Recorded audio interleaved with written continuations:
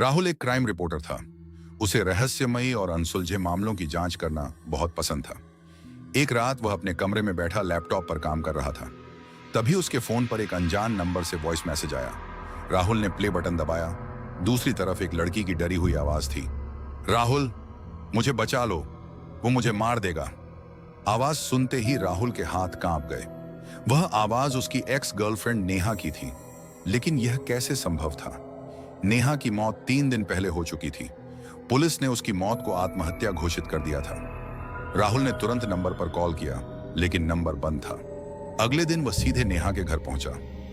नेहा के माता पिता अब भी सदमे में थे। उन्होंने बताया कि मौत से पहले नेहा बार बार कह रही थी कि कोई उसका पीछा कर रहा है, लेकिन किसी ने उसकी बात पर विश्वास नहीं किया। राहुल को लगा कि मामला आत्महत्या का नहीं, बल्कि हत्या का है। उस रात फिर एक नया वॉइस मैसेज आया। इस बार नेहा की आवाज फुसफुसा रही थी। मेरी डायरी लाल अलमारी के पीछे। राहुल तुरंत नेहा के घर गया।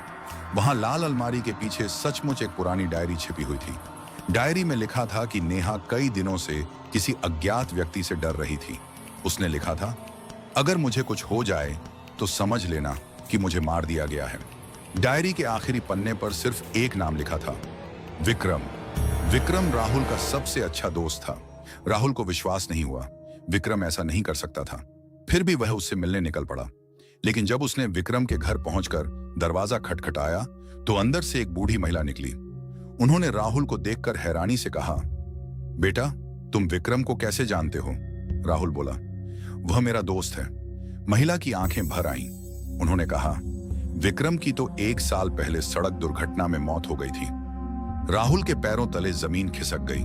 अगर विक्रम मर चुका था तो डायरी में उसका नाम क्यों था?